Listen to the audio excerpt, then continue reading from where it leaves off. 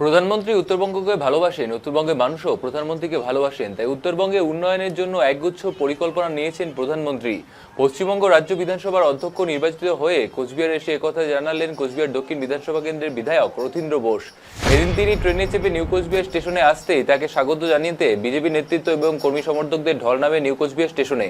সেখান থেকে হুডখোলা গাড়িতে মিছিল করে তাকে নিয়ে আসা হয় কোচবিহার শহরে এবং জেলায়। এসেই প্রথম মদনমোহন মন্দিরে যান এবং পুজো দেন তিনি। মানুষের প্রত্যাশা পূরণের বদ্ধপরিকর রাজ্যের বর্তমান সরকার বলেও এদিন সাংবাদিকদের প্রশ্নের উত্তরে জানান রথীন্দ্র বোস।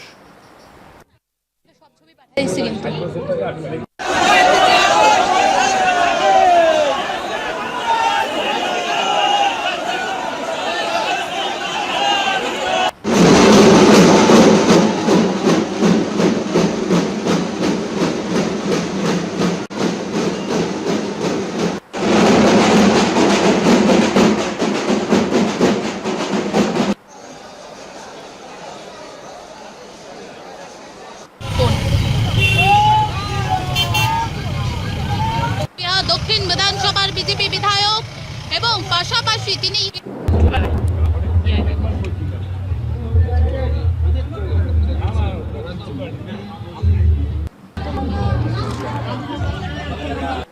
সব ছবি পাঠাইছি কিন্তু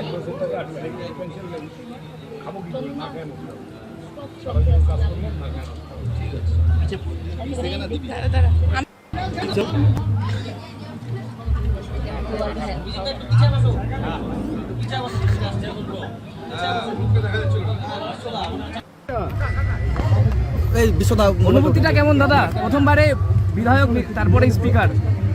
মাননীয় প্রধানমন্ত্রী নরেন্দ্র মোদী আমাদের যে নির্বাচন প্রক্রিয়া পুরোটাই দেখেন, কে প্রার্থী হবে এবং কে কোন দায়িত্বে যাবে সেটা উনি উপর থেকে দেখেন। উনি এবং পার্লামেন্টারি বোর্ড এবং আমাদের কেন্দ্রীয় নেতৃত্ব, রাজ্য নেতৃত্বের সাথে কথা বলে আজকে এই দায়িত্ব দিয়েছে আমাকে। স্পিকারের দায়িত্ব বিধানসভায়, সেই স্পিকারের দায়িত্ব আমি আমার ক্ষমতা অনুযায়ী 100% দিয়ে এটা পূরণ করার চেষ্টা করব। মানুষের এক্সপেকটেশন অনেক আছে, এই এক্সপেকটেশন আমরা পূরণ করার জন্য চেষ্টা করব।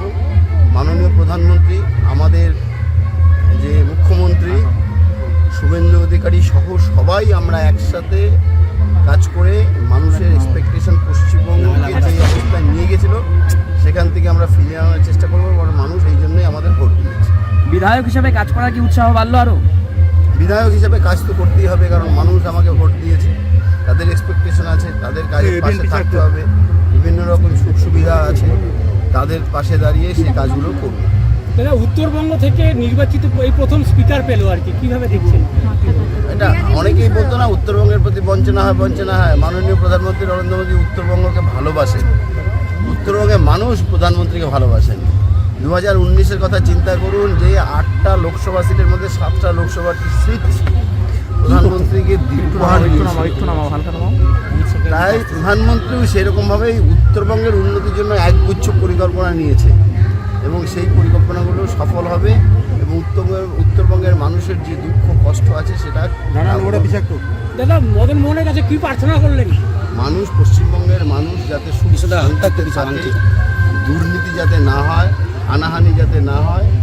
মানুষ আজকে পশ্চিমবঙ্গ যেভাবে ছিল আগে, অর্থাৎ what Bengal things today, India things tomorrow যে কথাগুলো বলা হতো আসুক, সেটাই প্রার্থনা করছি।